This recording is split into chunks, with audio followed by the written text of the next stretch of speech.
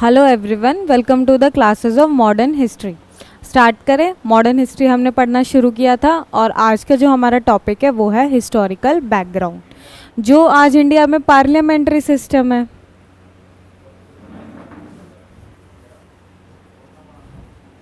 Political structure, उसके बाद federal system है, पावर का division between centre and state, है ना। और भी जो हमारे यहाँ पे क्या लोकल गवर्नेंस जैसा सिस्टम है, ये सारी चीज़ें हमने कहाँ से अडॉप्ट की हैं, कैसा आज के टाइम पे जो हमारा पॉलिटिकल स्ट्रक्चर है वो ऐसा क्यों डिज़ाइन है, ये सारे जो भी हमारे टॉपिक्स हैं वो कहाँ पे कवर्ड होते हैं, हिस्टोरिकल बैकग्राउंड में। कहने को हिस्टोरिकल बैकग्राउंड है लेकिन डायमेंशन क्या है, पॉलिटिकल है। पढ़ क्यों रहे हैं?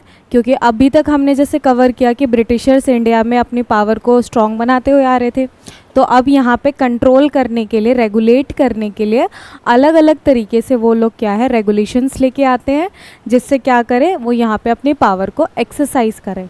तो यही जो टॉपिक है वो हम लोग हिस्टोरिकल बैकग्राउंड, ये पॉलिटी में भी आता है और मॉडर्न हिस्ट्री, दोनों जगह ये टॉपिक कवर होता है और हर साल एक या दो क्वेश्चंस तो हमें देखने को मिलते ही हैं। तो इसीलिए स्टार मार्क कर लेते हैं क्योंकि हमारा ये एक इम्पॉर्टेंट टॉपिक है।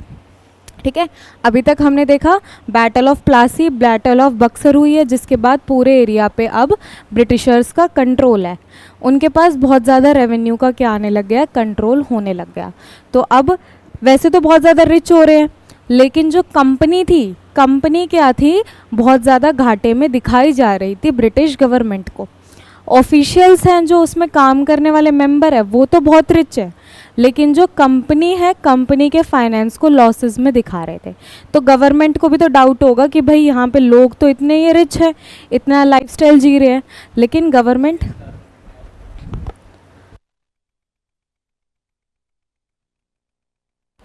लेकिन जो लोग हैं वो लोग तो इतने ज़्यादा हाईली लाइफस्टाइल जी रहे हैं, लेकिन फिर कंपनी घाटे में क्यों है ना। तो क्योंकि इसके पीछे का बैकग्राउंड क्या है कि जो कंपनी है उन्होंने क्या है, लोन के लिए अप्लाई किया था ब्रिटिश गवर्नमेंट को। तो जिसके बाद ब्रिटिश गवर्नमेंट बहुत ज़्यादा कंसर्न्ड होती है और फिर वो क्या करती है, कंपनी को कंट्रोल करने के लिए बहुत सारे एक्ट्स लेके आती है। ठीक है, तो यहाँ पे इन्हीं को हम लोग एडमिनिस्ट्रेशन बोल रहे हैं। बैकग्राउंड देखते हैं। बैटल ऑफ बक्सर के बाद ब्रिटिश क्या है, सुप्रीम पावर बनते हैं बंगाल में। When the British to control of Bengal, उन्होंने क्या है एस्टैब्लिश करना शुरू किया अपने एडमिनिस्ट्रेशन को अपनी रिक्वायरमेंट्स के अकॉर्डिंग। ठीक है, तो ये रेगुलेशंस जितने भी आएंगे, एक्ट जितने भी आएंगे, इनको हम लोग दो टाइम पीरियड में डिवाइड करते हैं। एक तो है जहाँ पे ब्रिटिश ईस्ट इंडिया कंपनी का रूल चल रहा है, ये है 1773 से लेके 1858। फिर क्या होता है, 1857 में हमारा रिवॉल्ट होता है, रिवॉल्ट ऑफ 1857, बहुत फेमस इंसिडेंट है, जिसके बाद ब्रिटिशर्स के अफेयर को कौन सोलली पूरी तरीके से ब्रिटिश क्राउन टेक कंट्रोल कर लेता है। और इसके बाद से जो हमारी कंपनी है वो क्या, एक कंपनी जो है एक कमर्शियल कंपनी की तरह काम करना बंद कर देती है। ठीक है, चलो देखते हैं। सबसे फर्स्ट एक्ट है हमारा रेगुलेटिंग एक्ट ऑफ 1773। नाम ही रेगुलेटिंग है, और रेगुलेटिंग का मतलब क्या होता है, किसी चीज़ को कंट्रोल करना। तो ये जो रेगुलेटिंग एक्ट था ये क्या है, फर्स्ट स्टेप है। देखो ये लिखा हुआ, फर्स्ट स्टेप किसने लिया है, ब्रिटिश गवर्नमेंट ने। और किसको रेगुलेट करने के लिए, ईस्ट इंडिया कंपनी के अफेयर्स को रेगुलेट करने के लिए लिया है। ठीक है, रेगुलेटिंग मतलब किसी को कंट्रोल करना, तो ये फर्स्ट स्टेप लिया गया गवर्नमेंट के द्वारा, किसको कंट्रोल करने के लिए, कंपनी को कंट्रोल करने के लिए। डेजिग्नेटेड गवर्नर ऑफ बंगाल को गवर्नर जनरल ऑफ बंगाल। अब यहाँ पे क्या है, प्रमोशन कर दिया। 3 गवर्नर थे, बंगाल, मद्रास, बॉम्बे। बंगाल सबसे स्ट्रांग है, तो गवर्नर ऑफ बंगाल का प्रमोशन करके उसको क्या बना दिया, गवर्नर जनरल ऑफ बंगाल।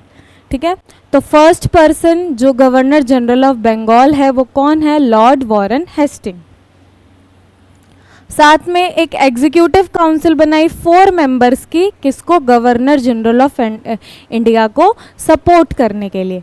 तो एक 4 मेंबर की एग्जीक्यूटिव काउंसिल है to help and support the governor general of India. अब जो बाकी के 2 गवर्नर रह गए, बॉम्बे और मद्रास, एक का तो क्या किया, प्रमोशन, बाकी 2 का क्या कर दिया, डिमोशन, मतलब अपोजिट। तो अब इन दोनों को क्या किया, सबॉर्डिनेट पोजीशन पे रख दिया गवर्नर जनरल ऑफ बंगाल के ऊपर। पहले तो तीन एक ही लेवल पे थे, अब गवर्नर जनरल ऑफ बंगाल क्या है, हाई पोजीशन पे है as compare to governor of Bombay and Madras. एक जो इम्पॉर्टेंट काम होता है वो क्या है कि सुप्रीम कोर्ट की एस्टैब्लिशमेंट होती है। तो सुप्रीम कोर्ट कहाँ पे पहले एस्टैब्लिश था, कलकत्ता में, और इसकी एस्टैब्लिशमेंट कब हो रही है, 1774 में। यहाँ पे कॉम्पोजिशन क्या है, एक चीफ जस्टिस होगा और 3 अदर जजेस हैं असिस्ट करने के लिए। तो यहाँ पे ये सारे क्या थे, रेगुलेटिंग एक्ट के इम्पॉर्टेंट पॉइंट थे। इसके अलावा रेगुलेट कर रही है, तो इस एक्ट के अंदर जो भी कंपनी के ऑफिशियल्स हैं उनको प्राइवेट ट्रेड करने से मना किया गया कि भाई तुम लोग प्राइवेट ट्रेड नहीं करोगे, सिर्फ कंपनी ही ट्रेड कर सकती है। साथ में कोर्ट ऑफ डायरेक्टर्स को बोला कि तुम क्या है, रिपोर्ट सबमिट करोगे। तो यहाँ पे एक बॉडी आई है, कोर्ट ऑफ डायरेक्टर्स।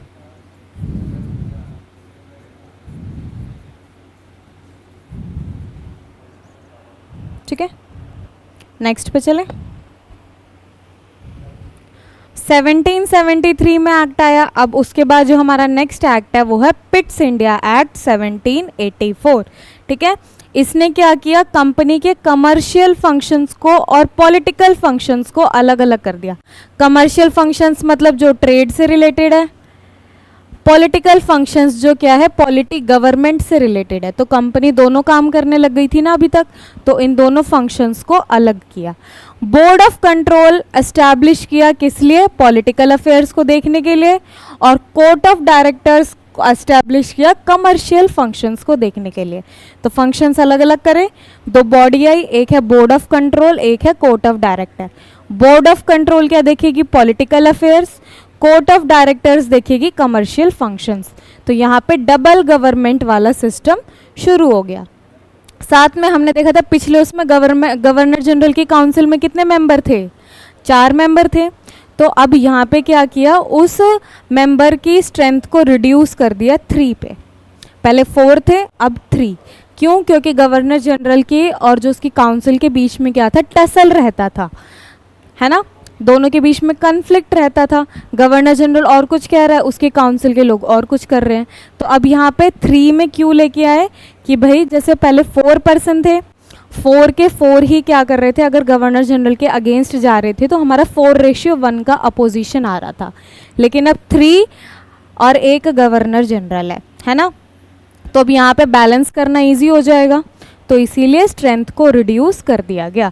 साथ में बोला कि बोर्ड ऑफ कंट्रोल क्या है, रिस्पॉन्सिबल होगा सारे के सारे ऑपरेशन, सिविल और मिलिट्री से रिलेटेड जितने भी ऑपरेशन है और रेवेन्यू से रिलेटेड जितने भी पोजेशंस है उसको कौन कंट्रोल करेगा, डायरेक्ट कौन करेगा, बोर्ड ऑफ कंट्रोल। और ये सारी चीज़ों के बारे में, ब्रिटिश पोजेशंस के बारे में कौन बताएगा, रिपोर्ट सबमिट करेंगे ब्रिटिशर्स को।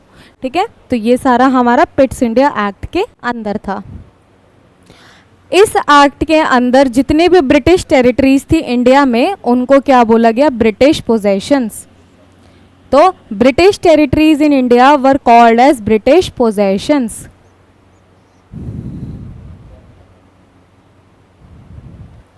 नेक्स्ट पे चलते हैं।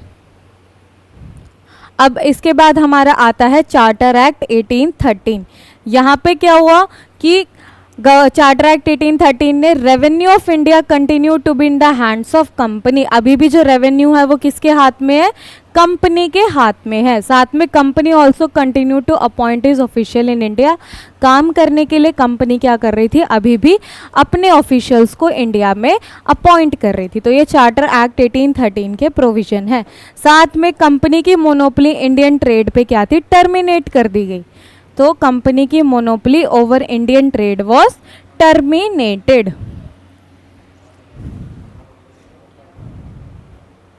अब जितने भी ब्रिटिश सब्जेक्ट, क्या कंपनी थी, कंपनी की मोनोपोली, पहले जब ये कंपनी एस्टैब्लिश हुई तो इसको सोल राइट दिया था कि भाई तुम क्या कर सकते हो, ईस्ट साइड में ट्रेड कर सकते हो। लेकिन अब और भी ट्रेडर, मर्चेंट क्लास राइज हो रही थी, वो भी ट्रेड करना चाहती थी आके। तो अब जो कंपनी, जो ईस्ट इंडिया कंपनी आई थी ना, उसकी मोनोपोली ख़त्म कर दी कि भाई अब तुमने और भी कंपनी इंडिया में आ सकती है और भी ब्रिटिशर्स इंडिया में आके ट्रेड कर सकते हैं। तो फिर कंपनी की मोनोपोली को टर्मिनेट कर दिया। अब और भी ब्रिटिश सब्जेक्ट इंडिया में आके ट्रेड कर सकते थे। ठीक है,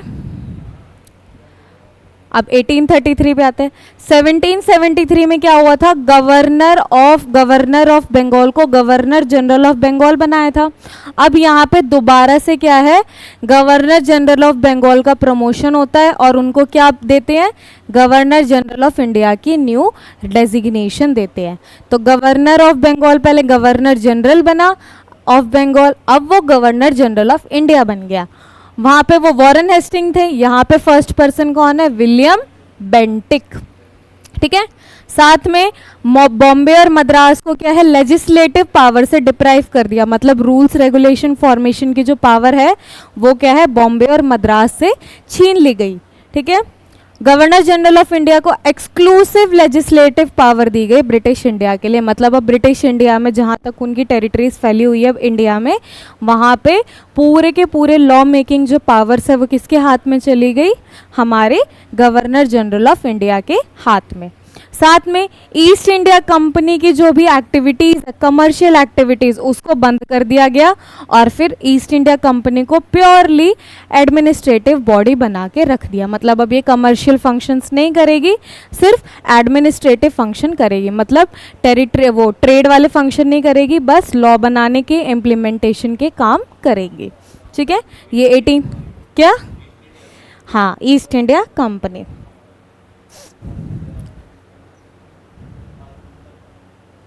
अब यहाँ पे देखो पावर्स सारे मतलब छोटी छोटी यूनिट से पावर जा रही है और एक पर्सन के हाथ में आ रही है। तो इस एक्ट को क्या है, सेंट्रलाइजेशन के लिए भी बोला जाता है ना। अलग अलग यूनिट से पावर जाके एक पर्सन के हाथ में आ रही है तो पावर का सेंट्रलाइजेशन हो रहा है। तो ये जो एक्ट है वो क्या है, फाइनल स्टेप है सेंट्रलाइजेशन के टुवर्ड्स।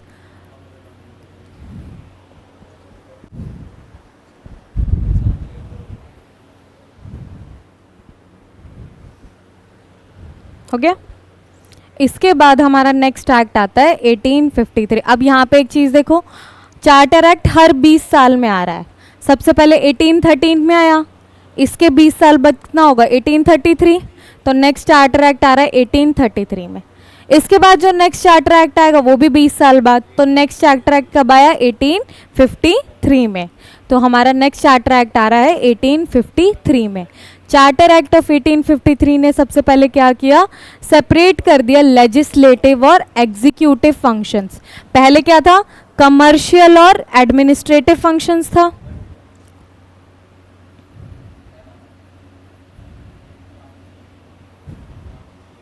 कमर्शियल और एडमिनिस्ट्रेटिव फंक्शन था। कमर्शियल में ट्रेड कर रहे हैं और एडमिनिस्ट्रेशन में गवर्नमेंट कंट्रोल कर रहे हैं, लॉ मेकिंग इम्प्लीमेंटेशन का काम आ रहा है।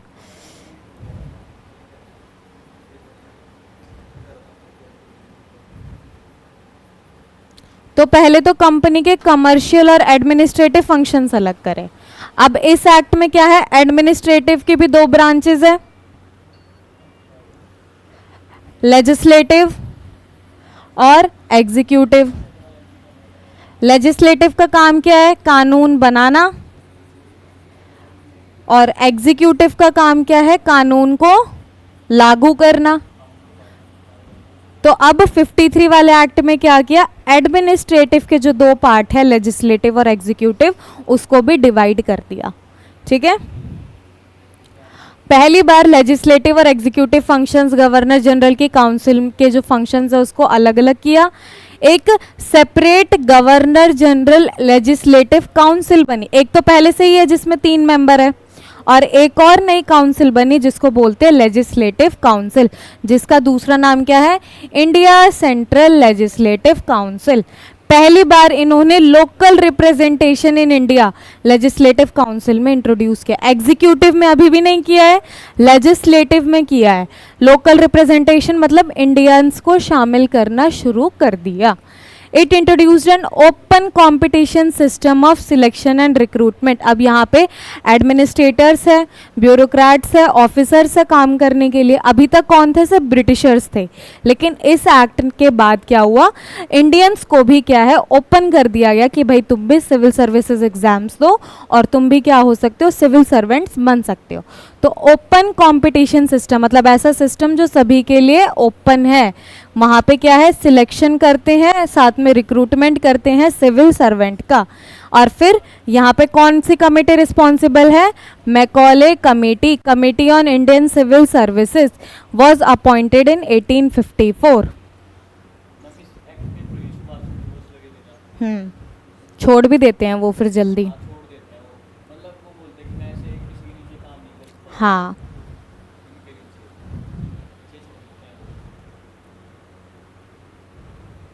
अब यहाँ पे सेंट्रल लेजिस्लेटिव काउंसिल है, से इस सेंट्रल लेजिस्लेटिव काउंसिल में टोटल 6 मेंबर्स थे। वहाँ पे गवर्नर की पहली वाली काउंसिल में कितने थे, 3। यहाँ पे 6 मेंबर्स होने चाहिए, जिसमें से 4 को अपॉइंट करेंगे provincial government. 4 needs to be appointed by provincial, जैसे हमारे यहाँ पे स्टेट गवर्नमेंट है, प्रोविंशियल गवर्नमेंट्स। तो 6 में से 4 मेंबर कहाँ से आएंगे, प्रोविंशियल गवर्नमेंट्स उनको अपॉइंट करेगी। और कहाँ की प्रोविंशियल गवर्नमेंट, मद्रास, बॉम्बे, बंगाल और आगरा की। मद्रास, बॉम्बे, बंगाल और आगरा। अभी भी लास्ट एक बात जो ध्यान देने की है कि लेजिस्लेटिव में इंक्लूड किया है, एग्जीक्यूटिव में नहीं किया है, ठीक है। इसके बाद से क्या होता है, 1857 का रिवॉल्ट होता है और पावर चली जाती है डायरेक्टली किसके हाथ में, ब्रिटिश क्राउन के हाथ में। तो जिसको हम लोग नेक्स्ट सीरीज में कवर करेंगे। मिलते हैं नेक्स्ट क्लास में, तब तक के लिए टेक केयर।